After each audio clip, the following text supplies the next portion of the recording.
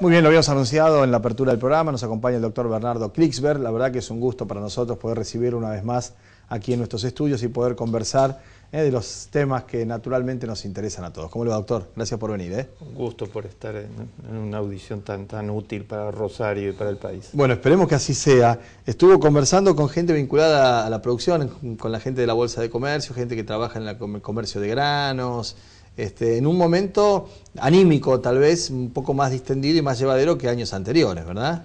Sí, di una conferencia hoy a la mañana para 200 líderes en la Bolsa de Comercio, coauspiciada por el Ministerio de Agricultura en el marco del Plan Estratégico Agropecuario, y hemos tenido un diálogo excelente. Bien, hay como una recuperación del ánimo, ¿no? Más allá de lo que fueron en su momento algunas querellas que no se terminaron de saldar en algunos sectores y en otros sí, sobre todo por el resultado electoral, ¿no? Si uno mira cómo se votó en el campo, ¿no? Uno se da cuenta que ha habido un cambio de opinión. Esto del Plan Estratégico Agropecuario es muy interesante. Yo creo que según la CEPAL es un país que está dando un ejemplo pionero en América Latina con este plan. El plan que fue de voluntad de la presidenta, instrumentado a través del ministro de Agricultura, Julián Domínguez, consultó a 7.000 productores agropecuarios, 130 cámaras, 65 universidades, y de eso emergió un documento que es muy estimulante para el campo, ¿no?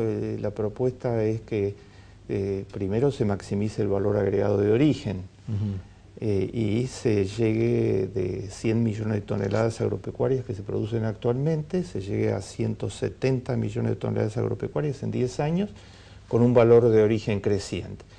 En 10 años Argentina estaría exportando la producción agropecuaria y agroindustrial por 100.000 millones de dólares. Así que eso es bueno para el país, bueno para los productores agropecuarios, sí, por supuesto, y bueno para el mundo. Mostrar cómo una sociedad puede concertarse y avanzar juntos en las políticas públicas, la responsabilidad social de la empresa privada, la sociedad civil.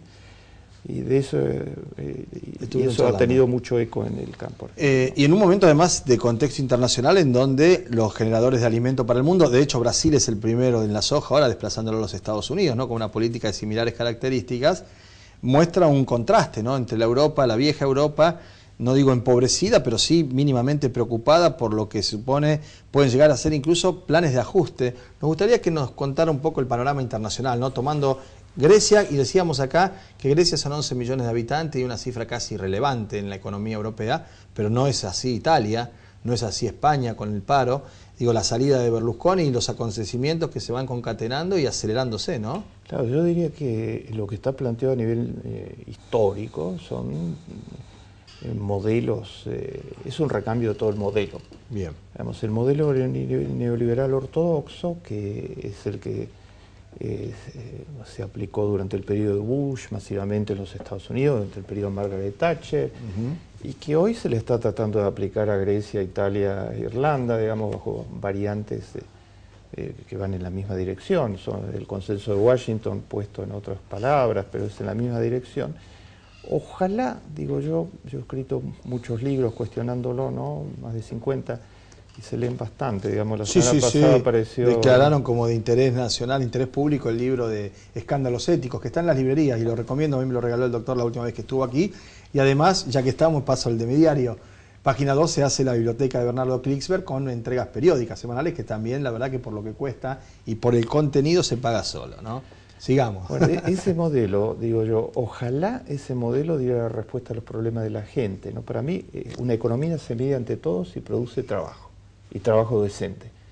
El Producto Bruto, todo lo demás, son indicadores de intermedios. Digamos, el indicador más importante es si la economía produce trabajo para la gente. Si la gente puede trabajar, que es el objetivo central de todo. El modelo neoliberal no produce más trabajo. Si produjera trabajo, yo sería el primero en aplaudirlo, pero no produce más trabajo. En Estados Unidos hay en total, con desocupados parciales, desocupados totales y personas que dejaron de trabajar, 30 millones sin trabajo. Y en Europa, 25 millones de personas sin trabajo. Cuanto más se aplica economía neoliberal, peor. Grecia hace 2 años que le viene aplicando esta receta. Y la desocupación juvenil hoy en Grecia es 49%, la mitad de todos los jóvenes. O sea que cada chico que anda por la calle, mayor de edad, que puede ya empezar a laburar, la mitad no puede estar, la mitad no puede trabajar. Cada dos, uno no trabaja. Si le van a seguir aplicando la receta, como todo indica que se la van a aplicar ahora todavía más fuerte, la receta en definitiva es prestarle a Grecia para que le pague a los bancos que son los acreedores. O sea, ahora, ¿Italia va por ese camino también, doctor? Digo porque Italia es otra potencia. Italia, ¿no? es la octava economía del mundo entero, es un país de gran peso económico en el sistema económico mundial y tenemos la esperanza de que preserve su soberanía, porque en Grecia ha perdido totalmente la soberanía. O sea, a Grecia le están diciendo todo lo que tiene que hacer, todo lo que tiene que hacer para pagar, porque es hundir a la economía mediante recetas recesivas para que ahorre y pague a los acreedores, desmantelar totalmente el Estado, privatizar todas las empresas públicas, despedir masivamente para pagar a los acreedores. Eso produjo que en los últimos 2 años la economía griega cayera, el Producto Bruto cayó un 11%, la recaudación fiscal también cayó. Es una receta insensata, o sea, ya se ha aprobado en la Argentina en los años 90 y vienen casi ¿Y Italia va para ese camino? Digo, porque yo creo que Italia Mario tiene Monti, fuerzas sociales muy que no van a permitir. Que no lo van a permitir. Bien. ¿No? Ya está hoy, por ejemplo, Gianluca Orlando, que ha salido a cuestionar muy duramente el periodo de Berlusconi. Claro. Gianluca Orlando, estuvimos compartiendo hace unos días, es el alcalde de Sicilia, Ajá. 3 veces reelecto, duro, parecido a Wiener, ¿no? 3 veces reelecto, es socialdemócrata, y logró derrotar a la mafia en Sicilia. O sea, es una voz muy escuchada en Italia. Bien. Y entonces Gianluca Orlando decía, bueno, Berlusconi pudo sostenerse en el poder porque es el hombre más rico de toda Italia. Tiene dominio absoluto de los medios televisivos italianos. Y al mismo tiempo, en base a eso, consiguió ser el premier y mantenerse a pesar de las orgías sexuales, juicios criminales y de corrupción. Sí, declaraciones xenófobas, hasta racistas, declaraciones xenófobas, sexistas, una cosa Gianluca impresentable. Orlando dice, bueno, se terminó, entre otras cosas, hubo un gran movimiento del que la gente no sabe. Hace unos meses hubo un referéndum. Berlusconi, con todo su poder inmenso político y de los medios, trató de que la gente no fuera a votar en ese referéndum, porque el referéndum eliminaba las inmunidades, digamos, en las que se está protegiendo los juicios. Sí, él y el ministro de Justicia, que quería que se quedara, Alfano. Claro, ¿verdad? Y lo perdió el referéndum. ¿Y por qué lo perdió? Porque los jóvenes italianos organizaron en Internet un contraespacio a los medios masivos de comunicación, las redes sociales. Y en ese contraespacio tenían audiciones humorísticas sobre Berlusconi y los mejores humoristas del país que trabajaban voluntariamente. Bueno, yo he visto algo de Roberto Benigni, ¿no? En ese sentido, el que hizo La vida es bella. Así es. Demoledor, haciendo una parodia de Berlusconi. Demoledora. Absolutamente, así es.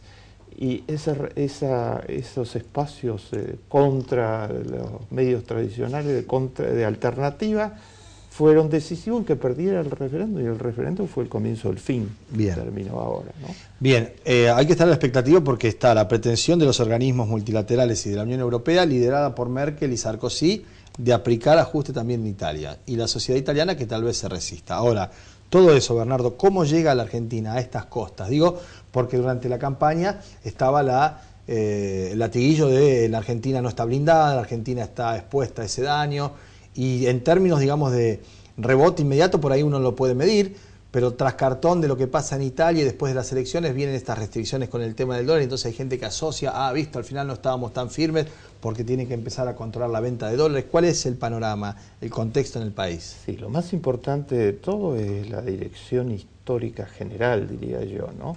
Lo que protege a Argentina es el hecho de que la gente apostó a un modelo en forma amplia, ¿no? Apostó a la profundización del mandato presidencial y apostó por ejemplo, de todo lo que representa Hermes Wiener. Y sí, lo hablamos antes de la elección, y usted decía, el 70% de los argentinos se va a volcar claro, por un capitalismo con rostro humano. Exactamente, y ahí la gente está protegida, pues está protegida porque las prioridades del Estado ahí no son a sangre y fuego expoliar a la población para pagar a intereses usurarios de la banca internacional. Las prioridades del Estado son que haya trabajo para los jóvenes, que haya educación, que haya salud. Eso es lo que protege a la Argentina. Que hoy hay un Estado que está comprometido con las prioridades reales de la ciudadanía. Hoy Argentina invierte en educación el 6.49% del Producto Bruto, durante Menem invertía el 3%, es el líder latinoamericano en eso. La protección fundamental es que el 70% de la población ha dicho categóricamente primero la gente, que es lo que dice uno de mis libros, ¿verdad? Que escribí con Amartya Sen. De paso, la semana pasada nos hicieron el honor inmenso, lo publicamos en China en mandarín. ¿No? O sea, las ideas desde la Argentina interesan hoy en China. ¿No? La población quiere un modelo con rostro humano y se le está respondiendo.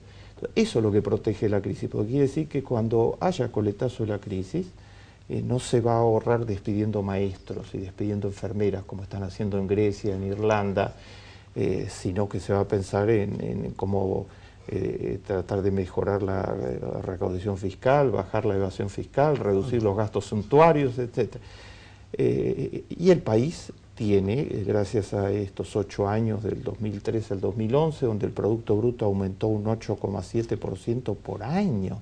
Ya hubo la crisis del 2008 y 2009, y el promedio de aumento del Producto Bruto ha sido 8,7 por año. Tiene hoy una reconstitución del aparato industrial, la producción agropecuaria tiene niveles crecientes de industrialización, de agregar valor agregado, que agrega valor a la venta de las materias primas. El modelo no es perfecto de ninguna manera, hay errores, pero es en la dirección correcta. Bien, el vector está trazado. Es en la dirección correcta, y con un 70 y pico % de apoyo, que seguramente si vamos matizando es mucho más todavía. Claro. En Argentina, como en todo el mundo, el 99% quiere que sus hijos puedan comer, votan defensa alimentarse, propia. Votan defensa propia. Y hay una conciencia cada vez mayor que la defensa propia es votar por un modelo de economía por rostro humano y no por los modelos neoliberales en ninguna de sus variantes. Entonces, frente a estas opiniones permanentes que cualquier incidente económico tratan de magnificarlo para desacreditar. Porque uno, en definitiva, el 7%, leí el otro día la estadística, el 7% de los argentinos entra al negocio o al mercado para comprar o vender o ahorrar en dólares. Solo el 7 de cada 100 argentinos. Pasa que es un porcentaje de población que genera opinión pública, que tiene acceso a los medios, que tiene posibilidades de hacer oír su voz y que ciertamente no supone de ninguna manera la expectativa ni las necesidades de la gran mayoría de los argentinos. Claro, la vez pasada cuando me entrevistó yo hablaba de asignación universal, ¿no? En estos días 6 universidades nacionales han publicado una evaluación de los resultados de asignación universal. Asignación universal, un programa histórico en la Argentina, decisión de la presidenta Cristina Fernández, que protege a los 4 millones de niños pobres. 6 universidades lo han evaluado. Y entonces ahora tengo los datos de la evaluación.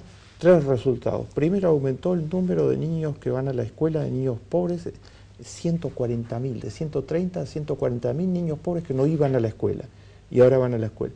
Segundo, bajó el ausentismo escolar en las escuelas de niños pobres. Y tercero, por primera vez se empieza a desarrollar un contacto activo entre los padres de los niños pobres y la escuela. Los padres nunca iban a nada porque no tenían posibilidades de hacerlo. Esta asociación del Estado a las familias pobres y decirle, nosotros somos socios de ustedes, pero ustedes están obligados a mandar a los chicos a la escuela y a vacunarlos, está produciendo esos resultados.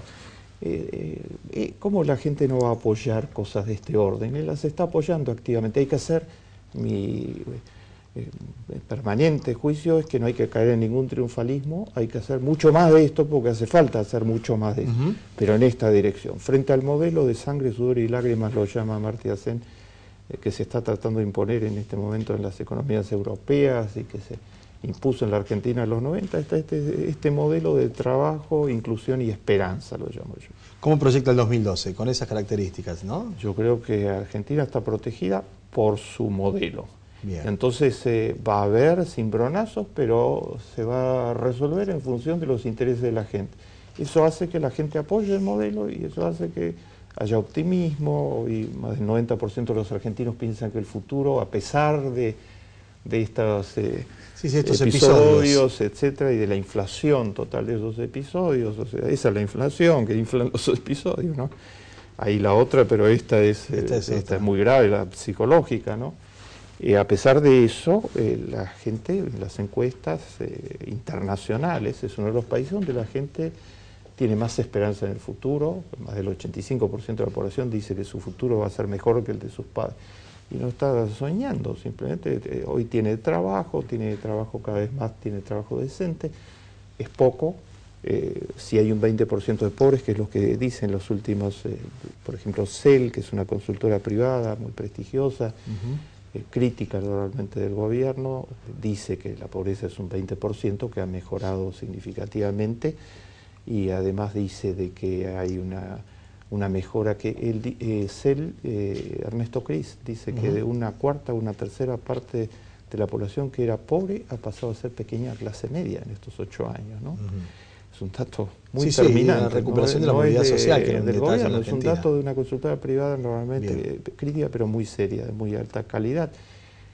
La gente ve que hay mejoras en su vida real y hay esperanza de que esas mejoras prosigan. La gente pone el hombro, eso crea a su vez gobernabilidad democrática, permite que haya enfrentamiento con los grandes poderes fácticos, digamos, económicos, y que Argentina tenga soberanía. Y además no es Argentina solo, Argentina hoy trabaja junto con el Brasil de Lula y de Dilcia, con el Uruguay de Pepe Mujica, y tiene un liderazgo importante en todo el UNASUR, y la integración regional permite a los países del UNASUR enfrentar mucho mejor esto que en épocas anteriores. Perfecto. Bernardo, ha sido un gusto. Y otra vez que esté por acá, es un invitado permanente, ni hace falta que se lo diga. Muy amable, ¿eh? Muchas gracias.